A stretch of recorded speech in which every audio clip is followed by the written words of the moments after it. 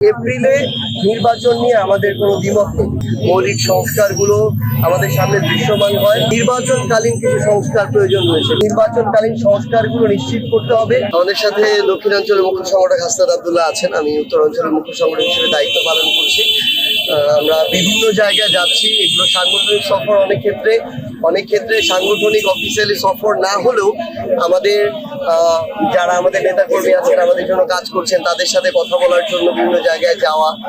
এরকম কিছু ক্ষেত্রে হয় আমাদের রাজনৈতিকভাবে প্রোগ্রাম থাকে, আবার কিছু ক্ষেত্রে আমাদের সংগঠক যারা 5 জন 10 জন তাদের সাথেও আমাদের বসতে হয়। তো সেই জায়গা থেকেই আসলে আজকে পঞ্চগড়ে আমরা এখানে আছি। এরপরে উত্তরাঞ্চলের আরো কয়েকটি জেলা আমরা যাবো। এভাবে আসলে আমরা বাংলাদেশের প্রত্যেকটি জেলায় আমাদের সাংগঠনিক যে কার্যক্রম, কিছুগুলো আমাদের মত বিনিময় সভা বা জনসভার মতো হবে, আবার কিছুগুলো সংগঠকদের নিয়ে খুব ছোট পরিসরে হবে, যেটা অফিসিয়ালি না, বরং কিন্তু আমরা মনে করি আমাদের সাংগঠনিক কাজের জন্য এগুলো তাৎপর্যপূর্ণ। আমরা এটা পূর্বেও আমাদের জায়গা থেকে আমাদের সদস্য সচিব বলেছেন, আমরা বলেছি আমাদের জায়গা থেকে যে যদি যে দৃশ্যমান বিচারিক প্রক্রিয়া, এই বিচারিক প্রক্রিয়াটি আমরা দেখতে পাই, মৌলিক সংস্কারগুলো আমাদের সামনে দৃশ্যমান হয় এবং নির্বাচনকালীন কিছু সংস্কার প্রয়োজন রয়েছে বিচার বিভাগের, আইন শৃঙ্খলা রক্ষাকারী বাহিনীর, নির্বাচন কমিশনের। এগুলো সম্পন্ন হলে এপ্রিলে নির্বাচন নিয়ে আমাদের কোনো দ্বিমত নেই।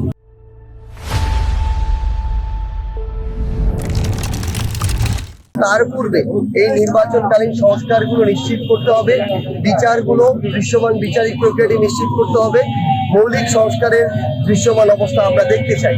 এবং সবচেয়ে গুরুত্বপূর্ণ হচ্ছে বাংলাদেশের রাজনীতিতে আমরা সবসময় দেখে এসেছি যে নির্বাচনকালীন সময় ক্ষমতার অপব্যবহার করা হয়, কালো টাকার পেশি শক্তির অপব্যবহার করা হয়।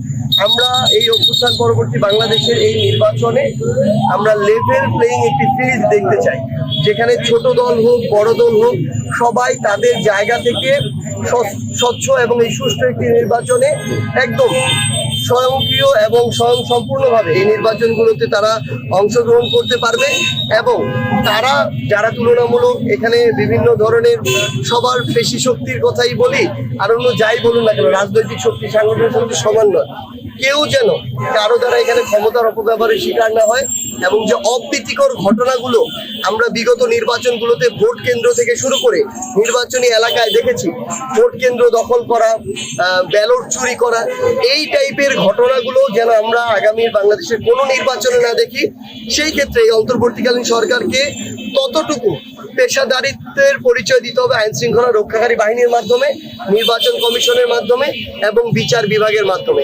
এই সামগ্রিক প্রক্রিয়াগুলো যদি একটি সুন্দর পর্যায়ে পৌঁছায় তাহলে এপ্রিলে নির্বাচনে আমাদের জায়গা থেকে দ্বিমত থাকবে না।